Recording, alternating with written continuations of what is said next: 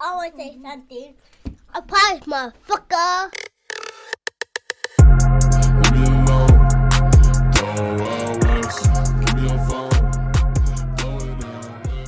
This episode is sponsored by BetterHelp. What's going on, everybody?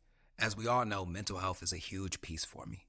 And recently, as I become a better version of myself, I've decided that it's time for me to go to therapy because I understand how life can be a little overwhelming and we all need help navigating through the trenches of military service in and out of uniform. BetterHelp connects you with a licensed therapist who is trained to listen and give you helpful, unbiased advice.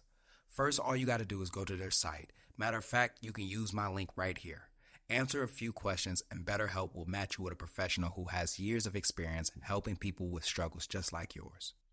You can do it all from your phone or computer via phone call or video chat or messaging, however you feel most comfortable. It's the easiest possible way to start talking to a therapist. You will be matched to a therapist usually within 48 hours so you can get started fast. Let BetterHelp connect you to a therapist who can support you all from the comfort of your home. Visit betterhelp.com/MeechSpeaks and enjoy a special discount on your first month. What's going on, everybody? It's that ordinary podcaster. Hold on, the energy just ain't never right. What's going on, everybody? It's that ordinary podcaster with the extraordinary thoughts that tells you to stop being great and be extraordinary. I'm Demetrius Thigpen, also known as Meech Speaks, and welcome back to another episode of the Talkin Crazy podcast. Now, before we get started with this podcast, don't forget to head on over to your favorite streaming platform, whether that's Apple Podcasts or Spotify Podcasts, and leave this podcast an honest review, because this podcast deserves to grow just as much as we do. Now, I'm not even about to lie to you, with a podcast that talks about mindset, motivation, and just what it means to be human, and as we sprinkle in a little bit of leadership, as we sprinkle in a little bit of adversity, as we sprinkle in a little bit of growth, it is nothing less than a pleasure to talk about today's guest, Now, I've had plenty of people on the show before. But the man that's coming on the show is none other than somebody that is like near and dear. I'm talking about, like, to be honest with you, in another life, we either served in another war. You see what I'm saying? Probably World War II, Probably served then. If you go back in time again, I was beside this man's side.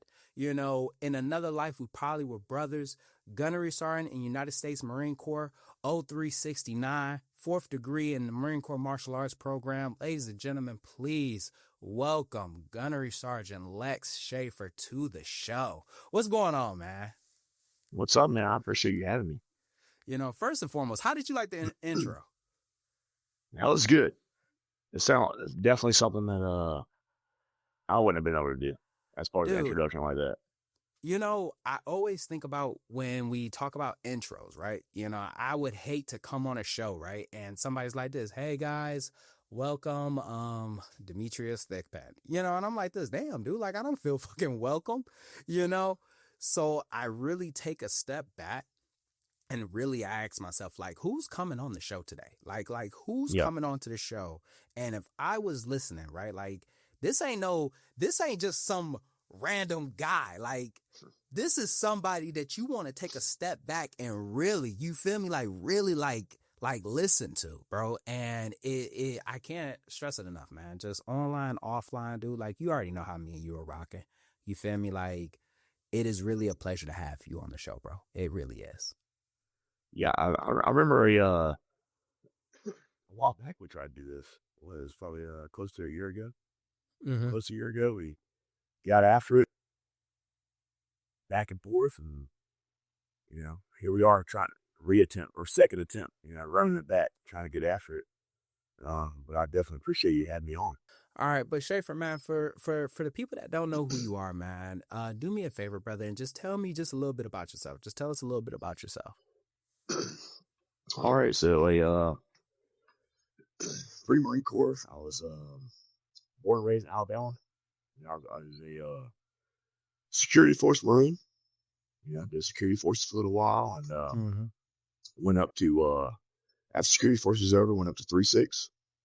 Did some time in 3-6, and then after that, went over to 1-1. Spent some time in 1-1. After that, I had some time in got shipped over to to the East Coast. Right. Did some time at the MACE. Hell yeah. Come on now. Where I met you. Between all that stuff, obviously, I met plenty of guys and gals that were awesome, and awesome leaders and things of that nature. And now I actually work up at the human performance branch, right around the corner from the Masty. Right. So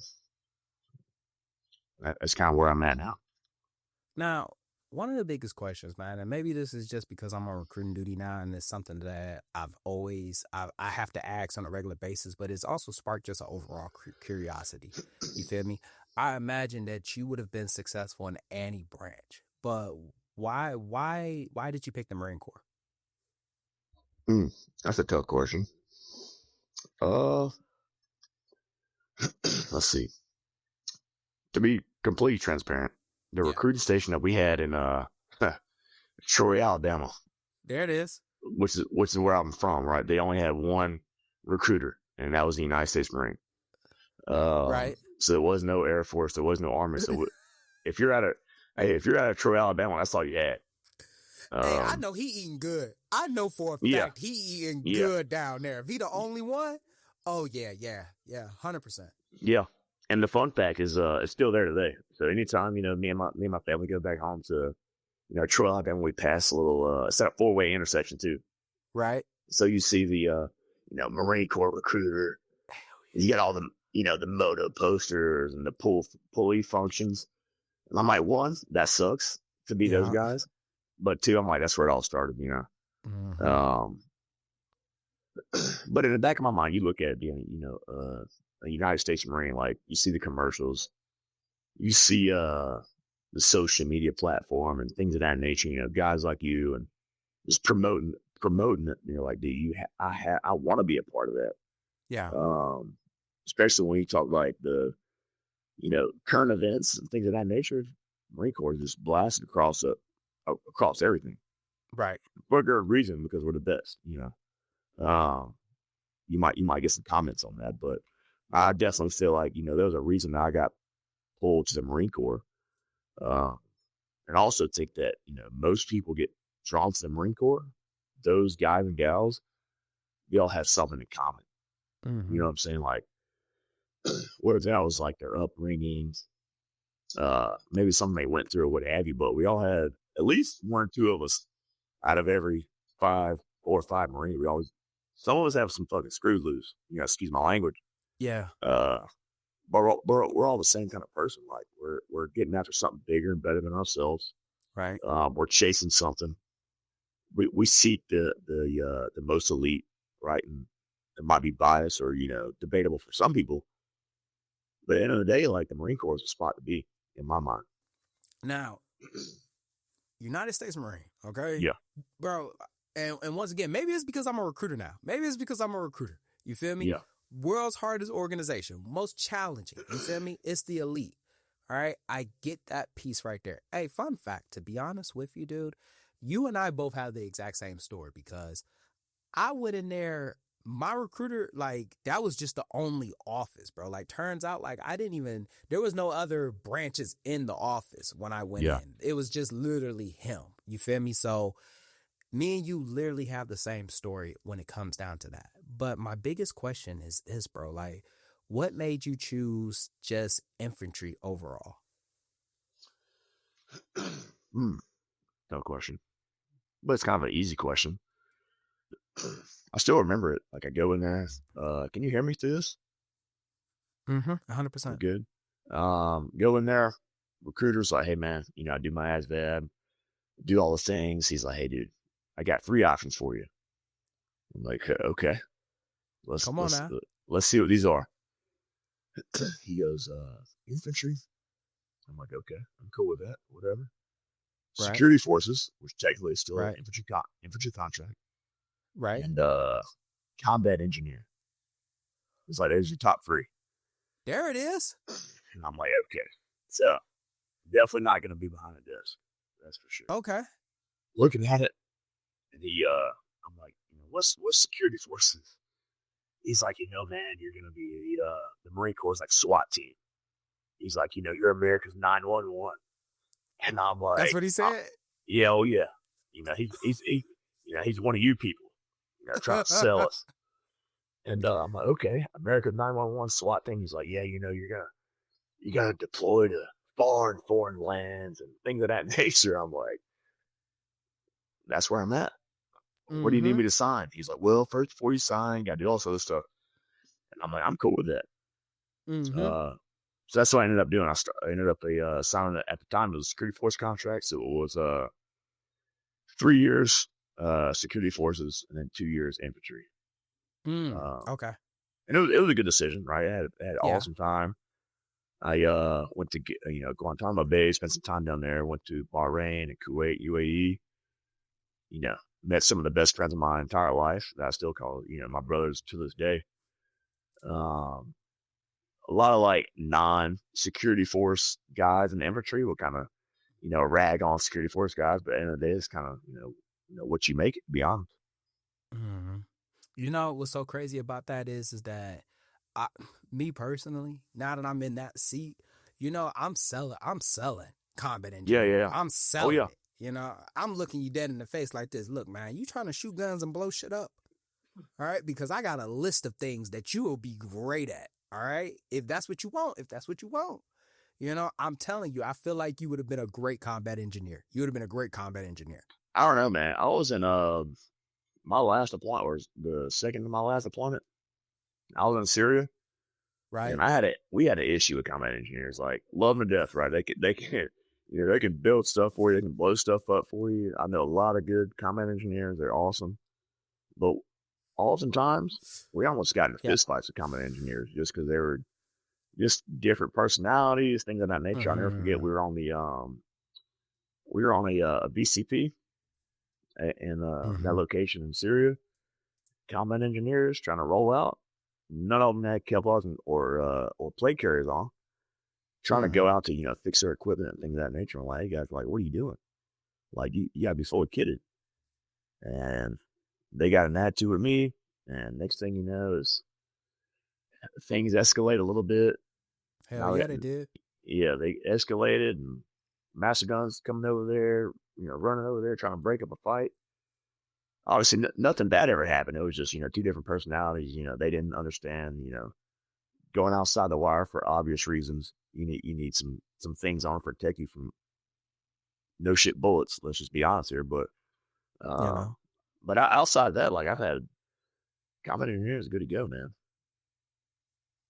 My biggest question that I'll probably have right now in this first segment of the episode is just, when you enlisted, you were what, 18, 19? Straight out of high school.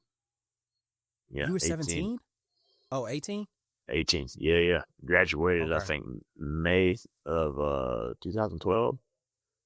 Left boot camp in July. So by the time that you graduated high school, you already knew that you were going to the Marine Corps? Oh, yeah. Okay. Now, what would you say now, just looking back, what is the biggest shift that you've had as far as mindset from 18-year-old Schaeffer to 30-year-old Schaeffer? That's good. If I could give I know, man. I'm a podcast. Dang, that's bro. good. I'm ask that's you some good. Questions. Man, I'm it's gonna ask really you some deep questions question. now. That's a good question. If I could tell myself anything, I'd probably be exercise with probably a little bit of patience. Like young Schaeffer, and still to this day, which this, we're very fast paced, action oriented, goal oriented. Let's go. Let's make that thing happen.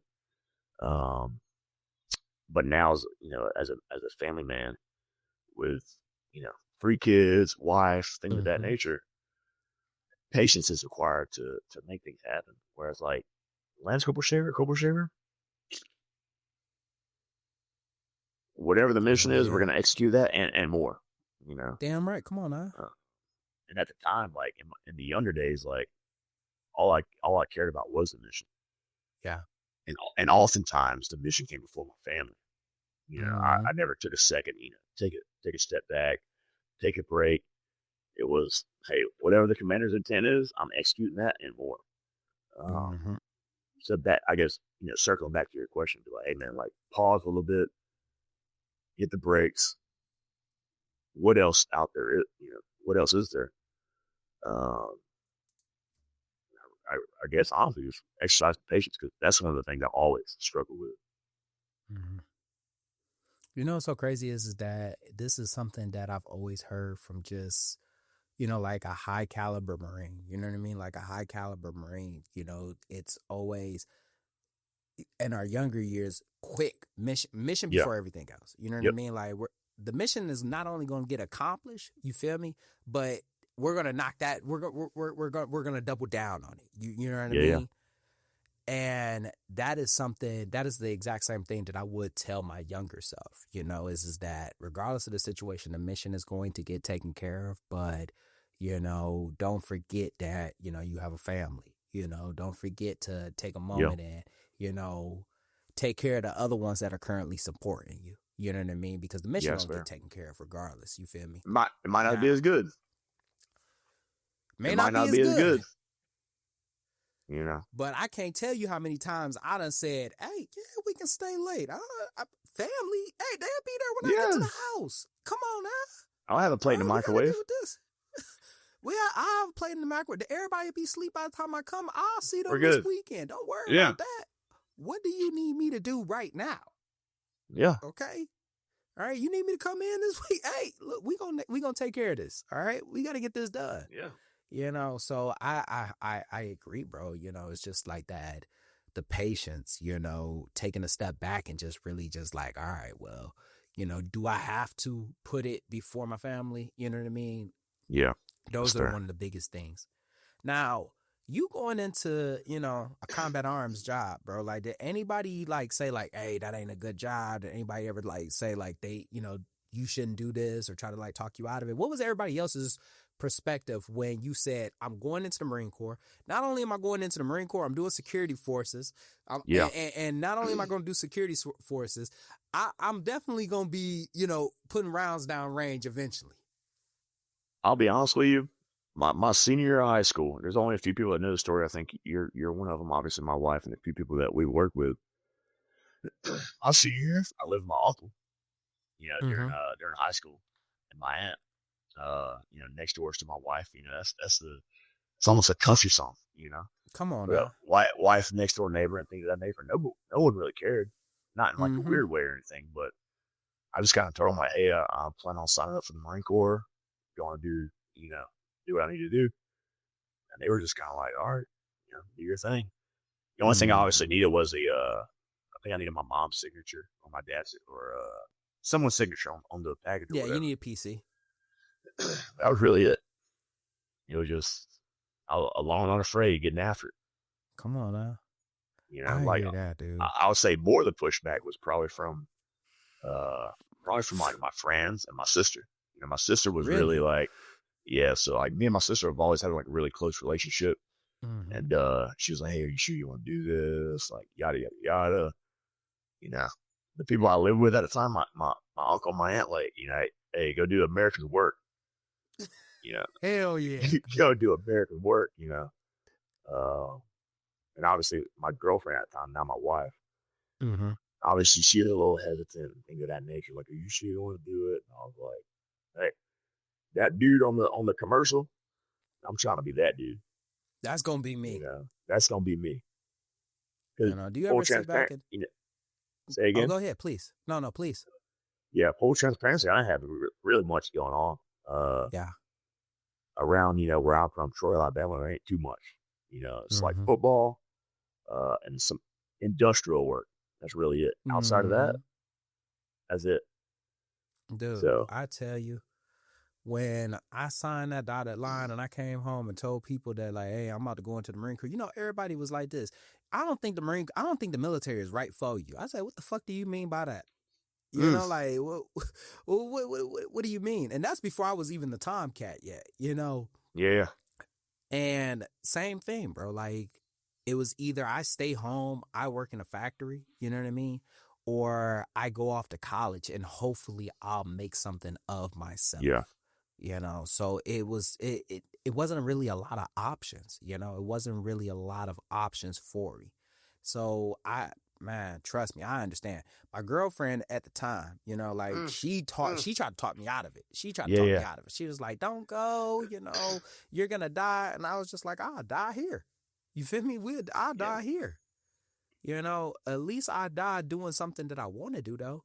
And I think that was one of the bigger driving forces, that I just really just wanted to be able to do something versus have something do it for me, Yeah, that's a good point. Now, let's get to the MACE. Let's get to the MACE.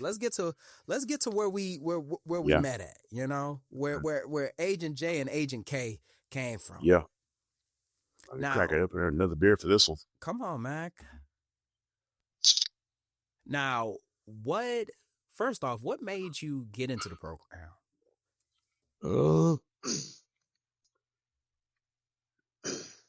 So as security forces, right, at the time, there was a lot of guys that we were in a MAT platoon, right? So MAT platoon, Marine awaiting training, right? So we were in security forces in Virginia. They sent a lot of us that were in the MAT platoon down to Guantanamo Bay. Right. Right. So we go down to Guantanamo Bay. Our platoon sergeant at the time. Like, you're talking about like Guantanamo Bay? Oh yeah, Guantanamo Bay, right? Really? They sent us down there, right? Because that is part of the security force mission, right? So they sent us down there, but we're just MAT Marine at this point. Right. They sent us down there. Luckily for me, our platoon sergeant is like a 2nd degree IT. Okay. And he's like, we ain't doing nothing but down there, but literally just training all day. 8 to 11, we're doing that MAT. 2-hour chow, 13 to 15, more McMat, right? Full disclosure, Guantanamo Bay has the best chow I've ever been to. Hell yeah. Besides Kuwait wing night, Damn right. So that got me the first exposure, right? Like seeing this dude, like he was kind of the guy, right? He wasn't like a super jack dude or anything, but he was lean, he was in shape. He could articulate himself, he could talk, he could do time, he could do all the things. And I remember telling my buddy, one of the buddies I'm real good friends with still today, I was like, hey man, like I want to be that dude. I want to be the guy, black shirt, red letters. For some reason, it just draws people to it. Whether the dude's good or not, which that could be a whole different discussion. Hey, and we've seen that. We've seen it. We'll talk about it. But I remember telling my buddy, I'm like, hey man, like I'm gonna go to wherever he came from. He's all right, we're just talking, smoke fit talk. Fast forward, I go to I finish my time in security force to go to 3-6. We end up going to doing a UDP on Camp Schwab, do the MAI course. And the 2 ITs that were in charge of the MAI course was outstanding. Awesome guys. Top tier Marines, combat expert, like all the things, right? So me personally, I never had like a bad experience with ITs. There's obviously Marines out there that did, their ITs suck, their ITs can't fight, anything of that nature. Yeah. Which they're out there, right? But I never had that experience. I was like, hey, whatever that producing area is, I want to go to it. I want to go to that that area. I get orders to 1-1. I do the Southwest Border Mission with 1-1. Shortly after that, I get I do some finagling, end up getting orders to the MACE. At the time it was a MACE, now MACE. And at that point I'm like, now it's real. You populate these orders on MOL. You're like, hey, you have orders to, whatever that Marine Corps code is. Like, I forget what it is now. Dude, but my heart dropped when I saw my orders.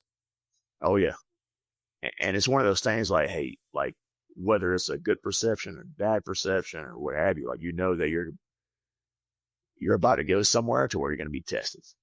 Whether that's your fighting capability, teaching capability, leadership capability, or what have you. And that was it. I think you were one of the guys I was emailing, while I was on the 11th mute.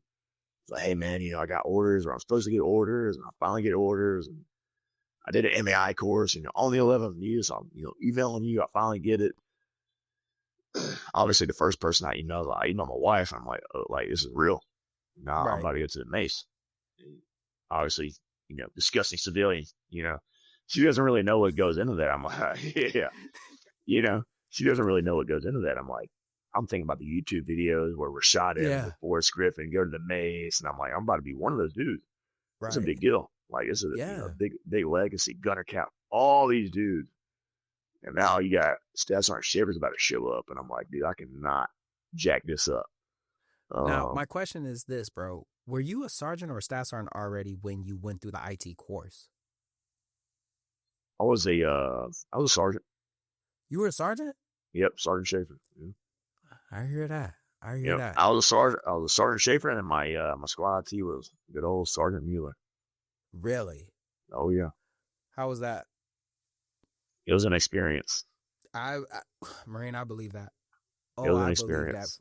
For those who know, and for those who don't know, we'll never know.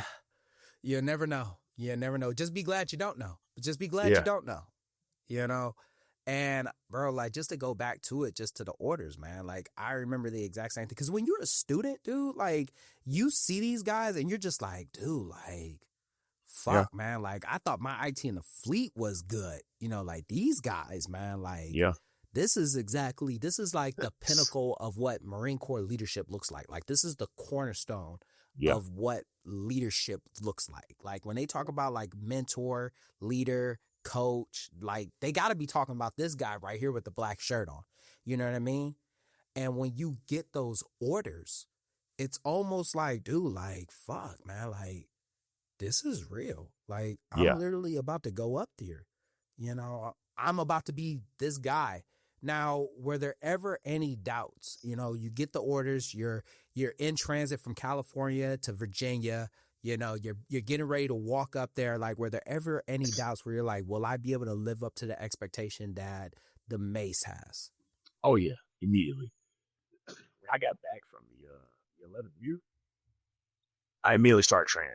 I was like, all right, I got to start doing something. All I know is McNabb, right? So I go to, I forget the name of the place, but it was like somewhere in San Clemente, I think, like Strong MMA, I think is the place. So I start training and doing whatever. But in my mind, I was like, I could not show up and just get my ass kicked. Like, that'd be a bad rap, right? And obviously for everyone, that's exactly what happens.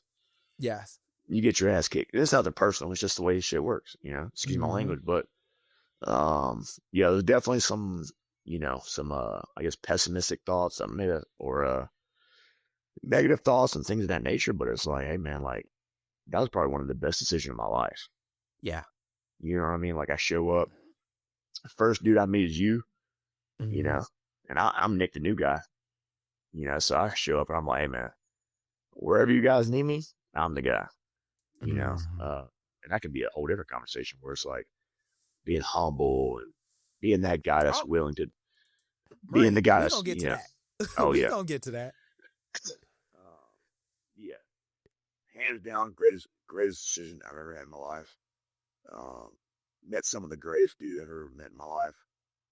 Total awesome experience.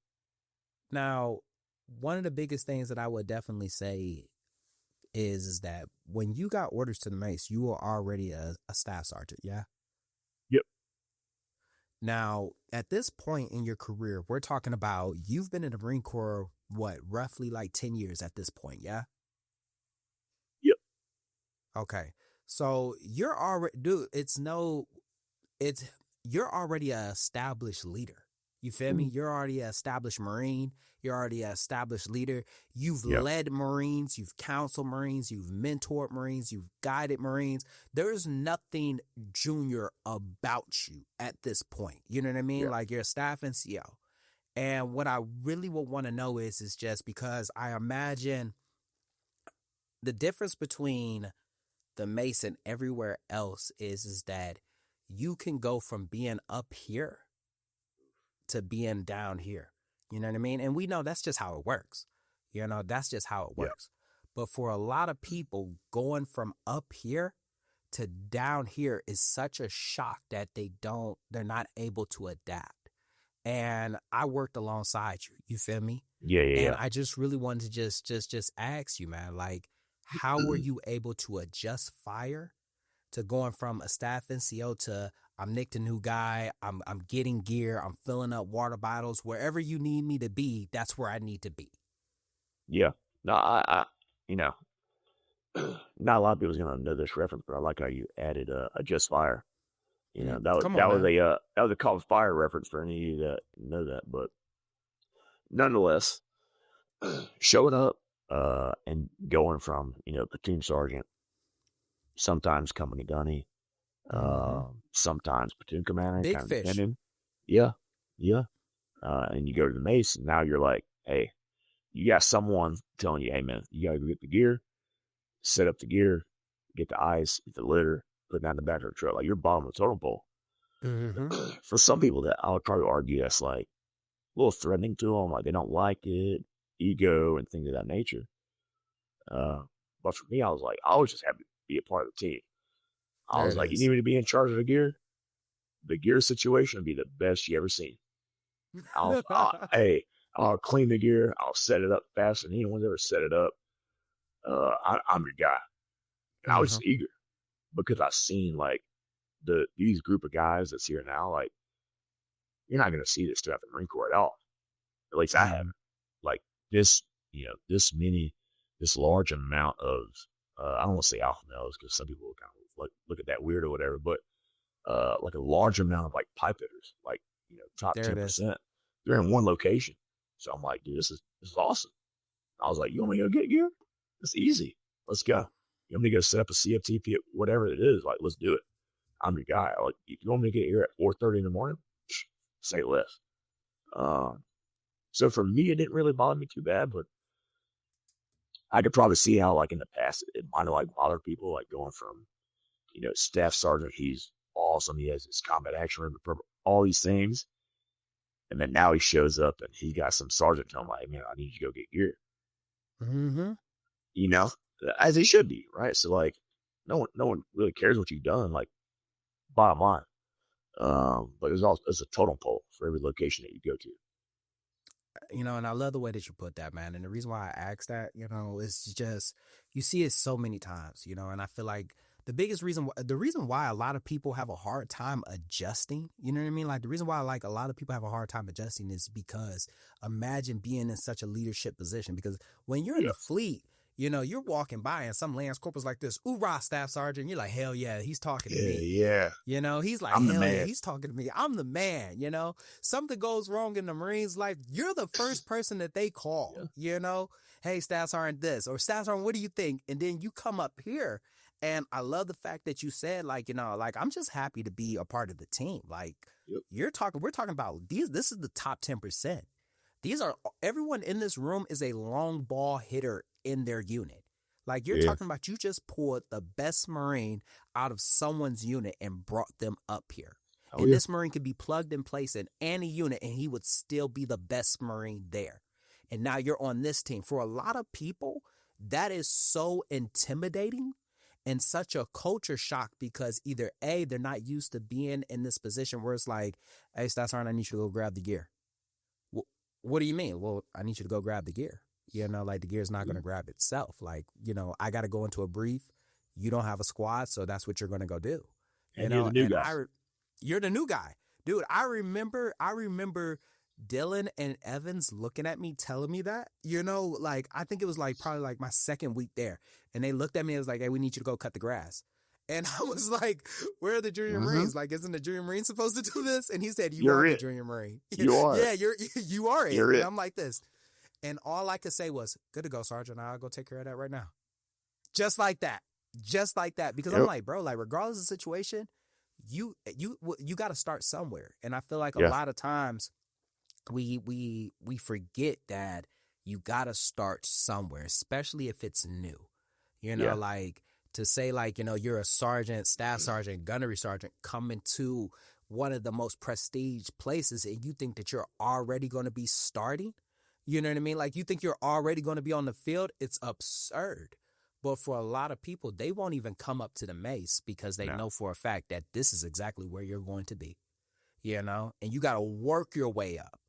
And I bring that up, bro, because I literally side by side with you watched you work your way up from maintaining a gear shed to leading the overall course to just leading the overall personnel. And my next question is, what was that transition like? You know what I mean? From going from gear to squad IT to lead instructor. You know, I'll ask you about chief later, but what was that transition like?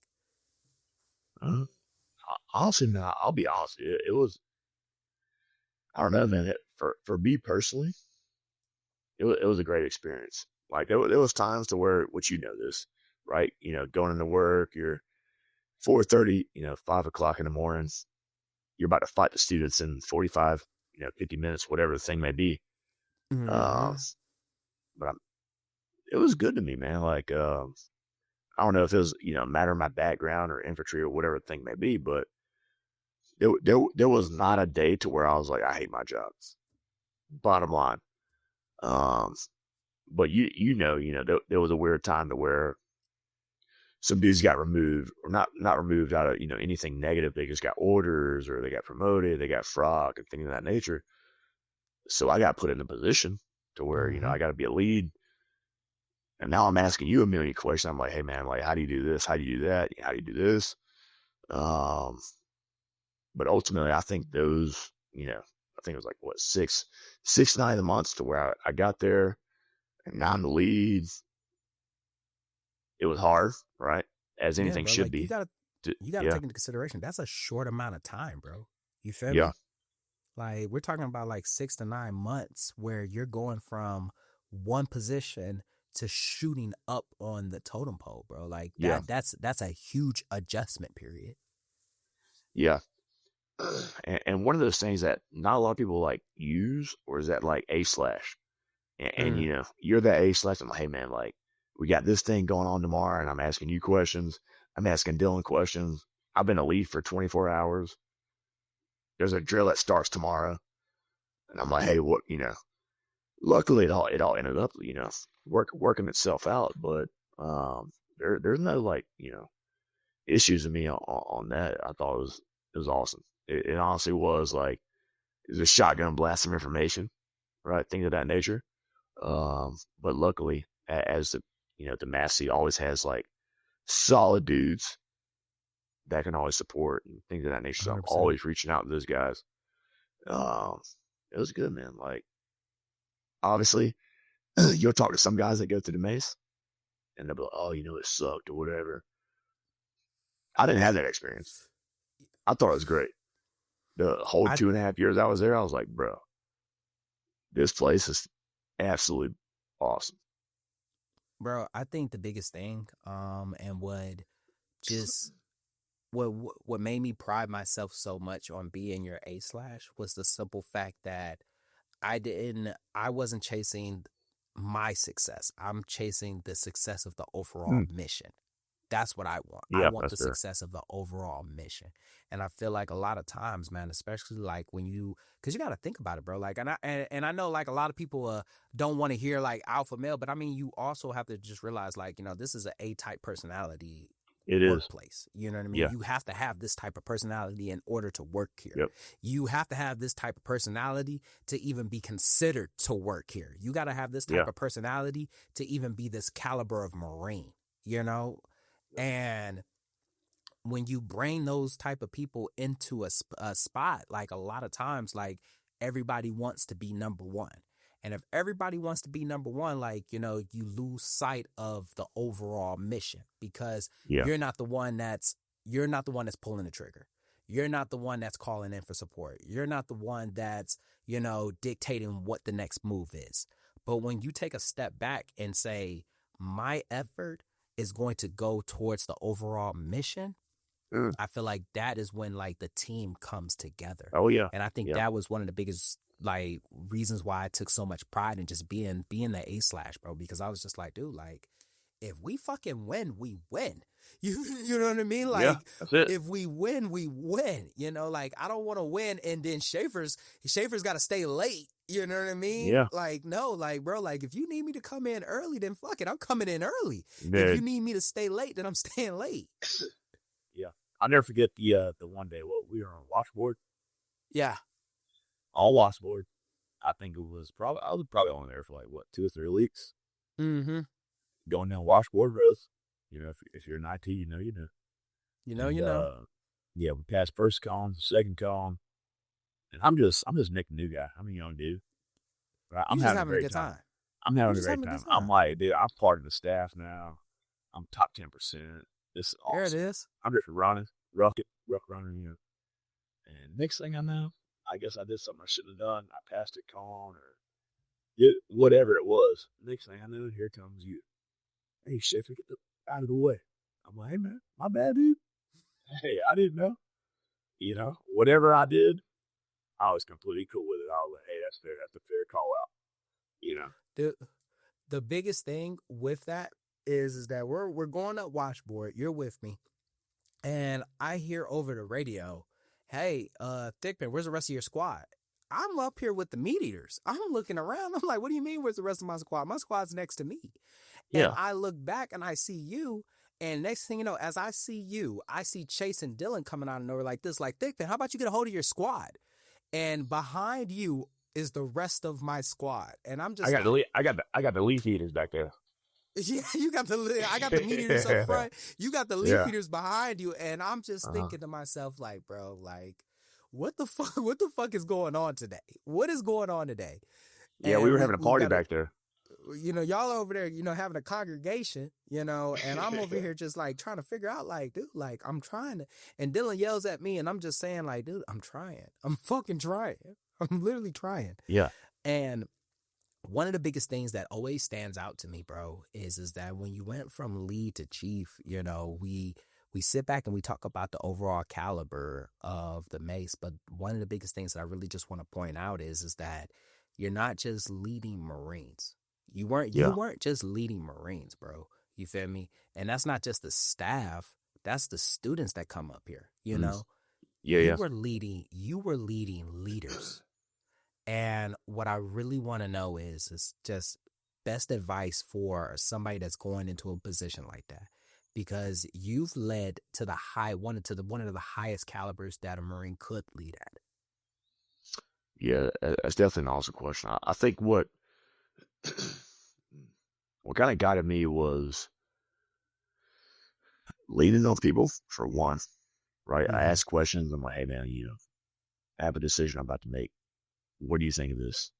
Mm-hmm. So I will 100% never make a decision without consulting someone else, whether that's another subject matter expert, whether that's the best grant, whatever the thing may be. But when you talk like leading the entire program, because essentially that's what the MACE Chief does, it's like, you're giving guidance to the depot, you're giving guidance to some random MAI and 2618 or whatever. And it's huge, right? So like you have to understand that like your actions and the things that you say could do a million different things. Right. So it's like the age old saying is like, think very clearly before you speak or before you email or what text or whatever the thing may be. But young me, obviously I didn't really care. It was just like, hey, I'm fired up. Shoot an email out, shoot a statement, whatever the thing may be is. But in the position where I was at, you had to articulate yourself very well. 100%. Even the position I'm at currently, to include you, like you had massive influence. We had massive influence over like, young civilians, young Marines, the whole program. So you have to go into this thing to where like, hey, this is the question I was asked, or this is the guidance that was needed. How do I articulate this to the best way, I see fit? But I honestly think what set me up for success is I would never, like I said earlier, I would never say something or email anything without consulting the team. If it was something controversial, I bring the team in like, hey guys, what do you guys think about this? Yeah. And we'd all talk, we communicate. If it's something like, of a higher level to where we're talking like, colonels or majors and things of that nature, I always go to the director. Hey, sir, what do you think of this? Always communicating before I make any decision. But anything like a young corporal, young Sergeant Schaeffer, I would never think to do that type. No. Send it. No. Send it. I'm lighting you up. immediately. Immediately, right here, Right right here. now. Yeah, we You might know? actually fight right now. You know what I mean? Like, I'm about to get exactly what's off my chest right now. Yep. And you know, what's so crazy that you bring that up, man, is because that is something that I really took from you moving forward, because I will always see you, you know, take a step back from the situation. You know what I mean? Like I will always watch you see the situation, and then you will remove yourself from the situation before you made the call, you know, and you're 100% right, bro. Like, you would come to us and you would just like, hey, this is what it is. This is what I'm thinking. You know, I want to get what y'all opinion is on it, you know, and you would always hear everyone out before you made the decision. And I can honestly tell you, like, if I had 10 leaders on my hand, probably 2 of them ever did that. The other 8 were just just sending it. And I'm like, hey, man, let's not do that. You know, like, let's talk to the guys, see what they think. Because honestly, some of the dudes on staff now had way better ideas than I ever had. And they're rock and roll, you know, rocking and rolling. You know, whether that was they had better ideas or better points, or they just had better knowledge. Yeah. But I would never have had made those decisions that I did without consulting them first. Dude, and that's something that you know, I could sit here blue in the face talking about how so many people would really, like, just the overall team would benefit because what's the point of having a team if you're not going to consult with them? You know what I mean? You know what? It doesn't hurt to ask, you know, it doesn't hurt to just bring it to the table, you know, and it literally just sets the guys up, and it also allows them to feel included, you know? So as a person that literally was there watching you do it, bro, like, I tell you, man, like, top tier. I appreciate it. We can say, like, you know, just being at the MACE for the past 3.5 years, you know, over 10 years of Marine Corps experience, you know, how has this version, you know, and you know what's so crazy, you know, Schaeffer, is that I've started talking to people more about, like, just being a better version of themselves, not just for themselves, but when you become a better version of yourself, you unintentionally become a better version for your family. You also help your community become a better version. And as we sit back and working at, like, the highest pinnacle of what Marine Corps leadership looks like, you know, how has this version now affected you as a father, as a man, as a member within just your household, community overall? Oh man, that's also a very good question, bro. I brought the good ones out. These are good. You got to get paid for this. I think for the start, right? So when I first got here, as you know this, I had 2 daughters. You know, at the time I think they were 5 and 7 ish, give or take. And they kind of see me going through the meat grinder, as we call it. You know, you go in there, you're getting punished. Not like a weird way. You're just going through it, right? Just as any SDA, you're going through it or whatever. Coming home with them, you know, and I think over time, it kind of showed me, like, appreciate those moments with your kids a little bit more. You know what I mean? You come home from a day at the MACE, depending on if you're in cycle or not, you might be shown through your house with a black eye, bloody nose, chipped tooth, or whatever, you know, as it should be, right? You've done the Lord's work. Now. And then you got the kids running to you, trying to hug you. So body sore, you know. You know, they're trying to talk to you. So what I ended up understanding was, like, hey man, like, show appreciation when you need to show appreciation, right? So, like, your kids ain't always going to be this age, you know what I mean? So, like, they're not always going to be 5, 6, 7 years old. They're going to be teens and things of that nature. So what I started to understand, like, hey man, you know, like, that little bit of time that you have, show that appreciation, you know, to include obviously teaching them the things that I learned at MACE. Like, hey, I'm buying some focus mitts, I'm buying some boxing gloves. We're going to run it up. Like, hey, put 2 minutes on the clock, whatever the thing may be. Come on now. You know, little things like that my daughters love. Mom set a box of gloves. It became a game. Every time I came home, they put on box gloves. I put the timer on. But it created this atmosphere of like, yeah, I know Dad's going through it right now. Not like a weird way. He's just busy.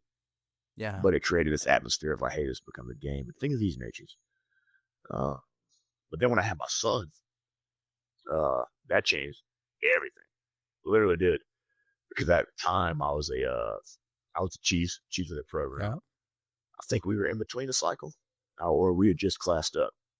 We were in between. We were at the end of a cycle. When he was born, we were at the very end of the cycle. We were about to go through that break. Literally at the worst time. Yeah. At the worst time. I'm dealing with a pregnant wife, doing all the right things I should as a father, and as a husband. Mm-hmm. He gets born. I take a week of leave, from or 2 weeks of leave. Didn't take the full block, that's frowned upon by some people. Marine, I'm gonna tell you right now, I took the whole block. Yeah. You know me. You know I would have took the whole block. Yeah, not me. 2 weeks on me. As a dude, you know what I mean? I got my wife. I don't need more than 2 weeks, and now I'm back in action. Take my 2 weeks, I come back. But that was probably the worst, right? Because now I have a son. Now I was actually here for the whole birth and everything. My first 2 kids, I was on deployment for both their births. So this is the first one. Yeah, for both. Yeah. Oh shoot. My oldest, I was in Bahrain. My middle child, I was on the 24th meeting. So my third kid, luckily, I was actually here to be able to in the whole room and everything. So obviously that was a barrier I had to get through. But can I just stop you for a second, man? I don't mean to cut you off your train of thought, man, but that's just something I just really would love to just know more about, bro. It's just, obviously we understand we in the military, you know what I mean? Like, it ain't something that we won't, but I mean, it's something that eventually is just gonna have to do, and as somebody that wasn't there for their son's birth, for a child's birth, imagine, like you weren't there for both births. How did it feel to be there for your son's birth? Yeah, it's definitely surreal, man, because my oldest daughter, I was able to FaceTime. I was in Bahrain. The second one, my middle girl, like I said, we're on the 24th MU, so I was able to like phone call, whatever. And I was able to get on a computer and see pictures and things of that nature. But hell, it was completely surreal. Right, I'd never been in the whole moment. The doctors and then they're fully scrubbed up. I got a 5 o'clock shadow. I haven't slept in a while. As any good Marine should. Come on now. Yeah, the in-laws are there. Obviously, I'm nervous, but the whole thing, I was just fortunate because it was the first time. I got to see like all the emotions and things of that nature that I hadn't seen. Did in my past 2 kids. I was deployed. So it's a very fortunate event. And obviously, the first thing that I put my young son in was the Marine Corps issued poncho. Come on now. That's the only thing you should put your kid around. Mm-hmm. That's the only way to put. That's the only thing you should be wrapping your newborn. Is a whoopee. It's just something about it. You know what I mean? Oh yeah, it warms them up. Get the fire going. Yeah, and ever since then, man, I can't keep him off me. I had to literally kick him. Get off me. He loves I've noticed that. Like, you and him are like real close. Yeah. Yep. Now with that, bro, man, like just because I mean, bro, once again, man, like I've seen it. You know what I mean? Like, I don't know if you've noticed it, man, but I remember when you first showed up, and you were telling us about like, how you put the gloves on the girls, and it evolved into, we're training on the weekends, and how does that feel right there to be able to pass down traits that you've learned to them, and these are traits that they can carry over into their adulthood and even pass down to their kids if they take it on. Well, it's funny you bring that up because it's a hit or miss with my daughters. I know. There was a period of time where they like putting on the glove and hitting pads and hitting the focus mitts and working on 1-2 slip 2-3 or whatever thing may be. Now they're all in a cheerleading. Fun fact, probably 2.5, 3 hours ago, we put on the, me and the oldest put on the gloves, Dust the, work, get the dust off. get the dust off. I barely tap her right in the forehead. She starts crying, and I'm like, all right, this is a perfect learning moment. It's a learning moment right now. Right. And she's looking at me. She's crying. I'm like, all right, well, we got to keep our hands up. We can't keep our hands down and expect not to get tagged. Come on, nah, we've been here So before. she puts her hands up like she should. And I'm like, okay, there we go. There So it was a learning moment, right? Right. But to go to your point, it comes in waves. Yeah. Like some days they want to train, some days they don't, which I encourage it. But we made a deal, right? We made a bet here recently. Mm-hmm. They just got done with a cheer season, which I didn't know was a thing. Like cheer season is a thing apparently. Yeah, that's cheer season. Yeah, I didn't know that, right? As I, whatever. But they just finished that up, and the deal was when you guys get done with that, we're doing some sort of martial art, and it's probably going to sound it's probably going to sound like wrestling or jiu-jitsu or boxing, one of the three. And I got about five. And I got about 5 guys I can count off the top of my head that can teach you this. Mm-hmm. And they all work at one location. Mm-hmm. And that's the MACE Chief. And they'll look at me, they'll be like, oh, Dad, come on. Oh. I'm like, no, hey, we're training. Hey, what's so crazy about that is that I brought mine in. And I said, I was like, all right, look. You get one sport, and you get one martial art. All right, you get to pick, either you pick or I pick. And I remember telling Connor, I was like, hey, Connor, don't worry about it. I already picked for you. So you ain't even got to worry about that.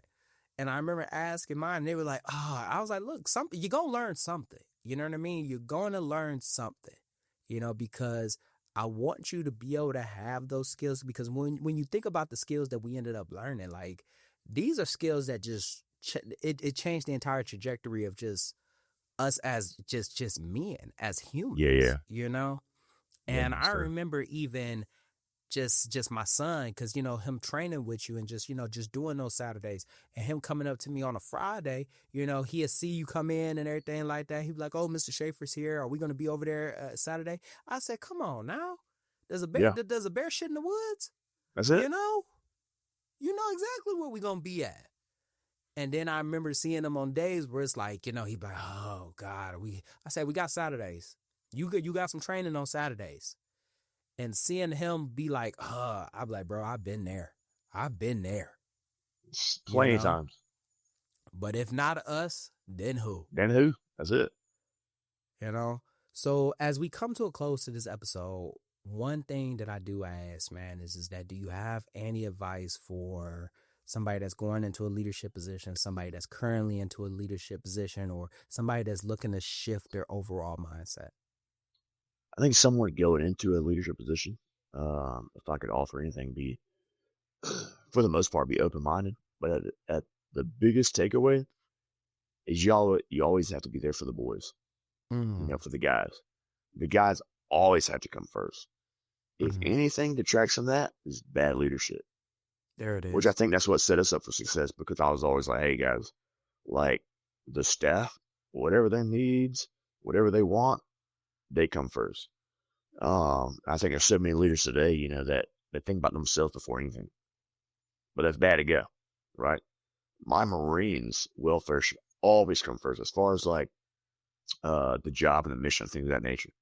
Obviously, your family's always going to be a priority, as it should be, right? But when it comes to leadership, work, being trying to be a good Marine, things of that nature, like if my Marines need this thing, I'm going to exhaust all efforts to make sure that thing happens. Period. Right? If that means, I got to show up early and leave late, as they say, burden of leadership. That was part of it. There it is right there. But the thing is, like, not a lot of people like know that creed anymore. It's like, hey, man, I'm a 9-to-5 kind of guy. Bullshit. If you're a leader, if you team leader, squad leader, platoon sergeant, company gun, section leader, whatever your thing may be, you're there. You should be there first before anybody. Bottom line. And if you're leaving before they are, that's bad to go. Bad to go. Bad to go. But most people nowadays just like, hey man, like I'm gonna show up. If I'm a stats around my gunny, I'm gonna put my guys in the morning report. Checking the box mentality. 1,500. Hey, you guys need anything from me? Knowing that they do. All right, see you guys later. Knowing that they do. All right, see you guys later. Bullshit, you suck. That's what it is. He's out now, but I had a company gunny when I was in 3-6, and if anyone from 3-6 during that time frame watches this, they know exactly what I'm talking about. But company gunny, he had this thing called a give a fuck factor, right? And that was this thing. Give a fuck factor, whether you were, a good Marine, good father, good team leader, whatever, is because you had that thing. You cared about your Marines, you cared about your family, you cared about, whatever task that Staff Sergeant gave you or Gunny gave you, you care about all that thing, all those things, all those items, which in turn, 9 times out of 10, made you a pretty good Marine. But you look at nowadays, like, not even Marine Corps, right? I would never badmouth the Marine Corps, but nowadays society, not a lot of people have that to where they genuinely care about another Marine's well-being. Like, hey, even if you take from us at the MACE, see, I care about you, so guess what? We're going to go spar, and we're going to do some rounds. And then, guess what? You suck. You suck today, so guess what? We're going to do more rounds. Or, I watch you cater class, like, hey, dude, that class sucked, dude. These are all my after actions. You jacked up, you gain attention, whatever. But I care enough to give you good, constructive feedback. So tomorrow, when you run this back in front of the curriculum developer, he's not going to blast you. You know what I mean? Bro, oh my fucking God, man, that shit was so fucking hard. Do you know exactly, like, that piece right there, man, like that piece at the very end? Because I care about you, we're going to do more rounds. All right? Because I care about you, you're going to kick this class again. We are in such this society where it's like, I don't want to hurt your feelings. I don't want to make you feel bad. I don't want to put you down. I don't, it's like, bro, like if I don't tell you the truth now, if I don't talk about this weakness now, it's going to get exploited, Yep. And a lot of times people are so like, we get to this point where it's like, where we think like taking care of the Marines is letting them go home early. You feel me? Yeah. And it's like, you're not taking care of them, man. Like taking care of the Marines is putting them in a position where they're going to be successful. Yeah. How the fuck you letting this guy go home early and he sucks, And we got shit to do. He needs more training. And there it is right there. We got shit to do.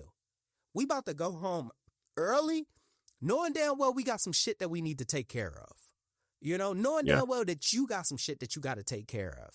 Man, that is a piece right there that's a dying breed, bro. Like, and I'm so happy that you said it, because that is a piece that is dying. And when people realize that I'm really taking care of you and I have your best interests at heart, that's why I'm having you do this again, because it looked like shit and I want it to look better. Man, dude, that'd be so much better for everybody. Hands down, probably the best advice I've heard on this show. Oh, yeah. To be honest, dude, I do the same thing with my daughters. Something as simple as, they came to me earlier, like, hey, Dad, me and Callie or whatever, we want to do a cartwheel competition. Something simple. Doesn't require too much effort from me. I'm all right, let's see it. First cartwheel, I'm like, doesn't look good. I'm going to give you about a 5. She looks at me, a little teary-eyed. I'm like, hey, I'm just being honest. Doesn't look good. Don't look good. Second daughter, cartwheel. I'm like, that's at least an 8.5. That one looked good. Yeah. So now my other daughter's like, are you kidding me? I'm like, I'm just being honest with you. Being fully transparent. This is what y'all gave me. All the time I'll do it. But it's the same thing like the mat room or any organization to where if there's not honesty, like, hey, man, you're not meeting the mark. But then goes into leadership, where if I'm a leader, I'm like, hey, man, you're not meeting the mark. I owe you how to get to the mark. If I don't, then I'm terrible. You're not meeting the That's it mark right here, there. and this is how you get to it. Like, hey, dude, like you, as far as the O3's perspective, like, hey, as far as this live fire range, you did these things, you should, whatever.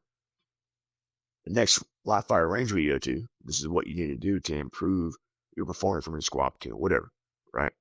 A lot of leaders out there don't do it. Come on now. Yeah.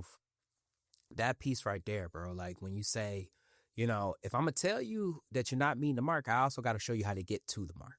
You feel me? Bottom line. It's easy. It's easy as hell to say, hey, man, you suck. And then close the book right there. No, That's it. we can't close the book. Yeah. You got to show me how to get to the mark. And to go back to just being at the MACE, when we getting rounds in, if I'm slacking in stand up or if I'm slacking in ground fighting, you're telling me like, hey, like you're not meeting the mark. You also got to be prepared to be in that mat room with me, to work with me, to get me there, or to sit at my class, and a good example, bro, like kids come up to me and they tell me, Connor come up to me, he's showing me a assignment and he's like, look what I got. I said, son, you got to see. You got to see. Yeah. Congratulations, you passed. But I mean, like, I thought you were going to show me something different. Your sister got an A. He's like, well, I was like, look, man, this is what you gave me. This is what I'm just saying. All right. Congratulations on passing it, but you did get a C. All right. You could, these are some things that you can do to get better. Yeah. Or when we sparring, and I'm telling them, I'm like, dude, like you drop your hands, bro. Like the punch looks like shit. I don't care how hard you hit it. Punch look like shit. Run it back. Run it back. I love it. But man, dude, once again, bro, you such a great episode, man. I truly appreciate it, man. And just like that, another extraordinary thought left this ordinary mind. I hope you enjoyed this episode half as much as I enjoyed making it. Don't forget to head on over to your favorite streaming platform, whether that's Apple Podcasts or Spotify Podcasts, and leave this podcast an honest review because this podcast deserves to grow just as much as we do. Also, don't forget to head on over to TikTok or Instagram and follow me at Meech Speaks. That's right, Meech Speaks. Meech is spelled M-E-E-C-H. Stay motivated, stay healthy. I'm out.